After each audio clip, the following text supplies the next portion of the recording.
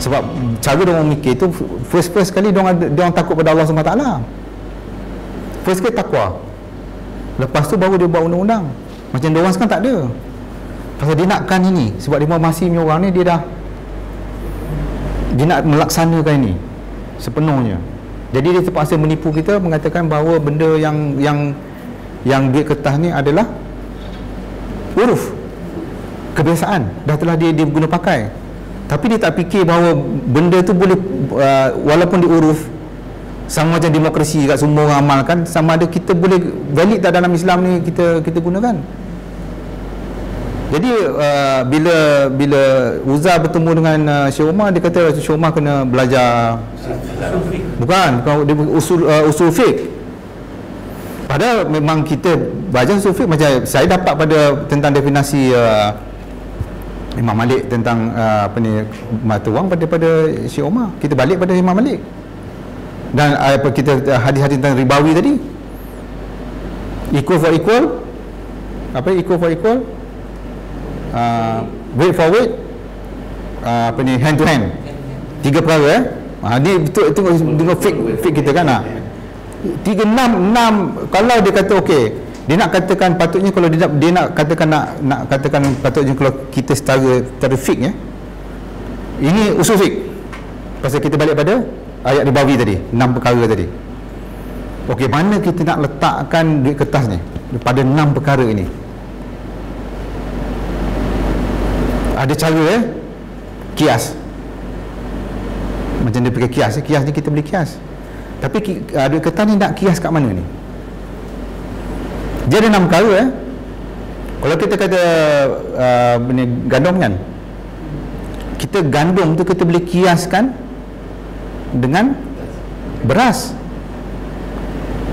Kita boleh kiaskan dengan beras. Beras ni makan, gandum makan, kita boleh kisar, kita boleh apa, dia punya genre tu sama. Jadi kita boleh kias kepada beras dengan gandum. Lepas tu kita boleh kiaskan buah tamar dengan buah kismis. Dia sama. Tapi kita boleh kata buah kismis tu macam gandum. Tak boleh kan? Dia pasal kita pakai kias ni. Itu pasal fake ni dia boleh pakai kias. Duit kertas ni, dia nak kias kat mana? Kat emas. Kertas dengan emas tak jadi.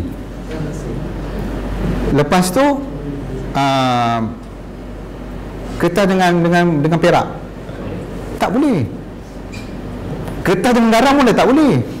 Mungkin kalau kita makan duit tu rasa dia masin, tapi racun kan, tak boleh. Jadi 6 perkara tu kita tak boleh masukkan duit kertas tu. Jadi macam mana dia nak buat satu rumusan tentang penerimaan duit kertas ni berdasarkan kepada uruf saja. Dan uruf tu pun patut kita kena selidik. Atau uruf tu adakah benda tu, macam dia selalu cakap, kalau orang semua bonggil, uruf ni semua bonggil, kita terima pakai. Orang semua bonggil, tak okey lah, semua ikut orang ramai kan. Tapi dia tak tengok benda-benda lain untuk basis dia untuk uruf tu. Sebab Allah SWT kata dalam Quran, kalau kita ikut kebanyakan orang, kita akan sesat. Betul kan? Lepas tu ada hadis satu, kalau orang-orang akhir zaman ni, kalau dia akan ikut Yahudi dan Nasrani ni seperti ular. Macam masuk lubang, macam ular masuk lubang ke apa. Begitu pantas, cepat dia, tak fikir lain dia. Ikut aja. Jadi dalam hal ini, dalam penerimaan duit kertas ni, kalau Uza kata digunakan uruf, ataupun yang fatwa-fatwa 1979 ada dua, satu di Saudi, satu di Kuwait dan satu lagi 86 lah. Dua ada dua lagi, satu OIC ni lah. Tahulah OIC lah, dia punya ni OIC je lah. Itu lagi bagus. Uruf OIC timur aje lah. Jadi diorang punya, bila ini adalah sistem reformasi ni bahaya, sebab dia dah tak ikut. Jadi in the end of the day, you tak boleh ikut mazhab, tapi you kena ikut dia. You kena ikut dia kena ikut Qaradawi, dan you kena ikut Uza. Kalau tak percaya, baca buku Karusuk Qaradawi. Saya ingat dia cakap pasal duit kertas 1 muka setengah je. Itu pun kita bila baca kita confuse. Apa maksud dia? Sebab diorang cara pemikiran dah diorang cara diorang buat fatwa dah tak serupa macam dulu buat fatwa. Dia nyata, dia punya cara. Jadi kalau kita terjejah aja kepada huruf aja, memang huruf tu boleh dipakai macam Imam Malik kata apa yang dia huruf di Madinah yang dia kata jadi amal Madinah itu dia tinggal pakai. Walaupun kan separuh tu berbeza sikit dengan apa ni, macam dia apa kan, ada banyak-banyak perkara kita tahu dalam Madinah tu tak digunakan oleh apa ni di tempat lain. So itu bahaya dia punya. Sebab tu kita tak boleh terima cara dia orang untuk apa ni. Jadi dia tak boleh salahkan Syekh Umar kata tak pergi kepada pada usul fiqh. Tapi kalau kita baca buku fatwa banking, kita tengok Syekh Umar balik kepada ayat di bawah tadi, equal for equal, weight for weight, hand to hand. Tu basis dia 3 tu. So kita kata duit kertas tu kalau kita balik, kita kaji tentang federal apa ni, tentang fractional banking, kita tanya macam mana dia gunakan bond-bond ni, kita mana boleh, macam kita kata kita semua bogel, kita kata semua okey. Jadi cara dia penggunaan huruf tu dah salah betul. Lepas tu nak paksa orang, mana boleh. Dan kita tahu duit kertas ni adalah paksaan. It's a legal tender. Legal tender ni adalah paksa atas kita untuk gunakan. Macam kita katakan, macam kita perlukan bank negara.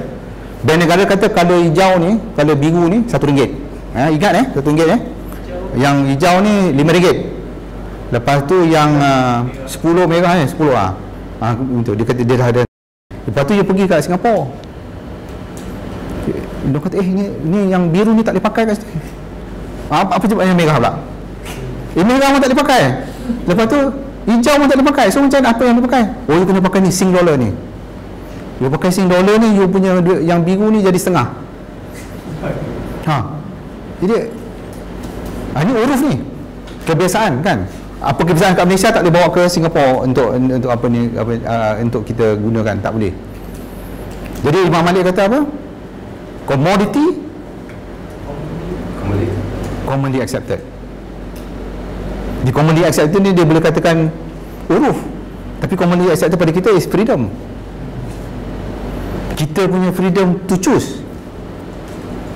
Jadi dalam definisi Imam Malik itu dah kita balik kepada usul ni, usul pada Imam Malik ni dah tak boleh pakai duit kertas.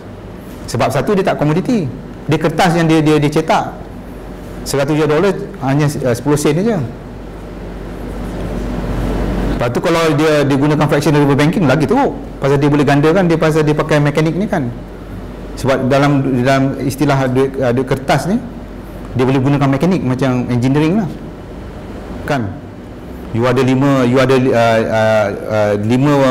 biji gigi gear, you boleh putar 10 biji gigi gear. Lepas tu dia mekanik, dia panggil money mechanic, yang dikeluarkan oleh Federal Reserve Bank is money mechanic. Dia boleh jadi macam Malaysia ni, you ada RM1, you boleh automatic dia boleh jadi RM25. Tu panggil mekanik. Saya faham tu, sebab saya engineer, saya kenal, saya tahu tu, itu mekanik. Tapi kalau ikut pada dasarnya penipuan. Dia akan untuk mekanik tu tak apalah, pasal kita nak masuk gear kan, masuk gear kereta, kalau kita tak ada pakai gear, tayar tu tak berjalan. Tapi itu ada manfaat. Kalau ini satu jadi 25, penipuan, duit kita jadi cair. Inflasi tu.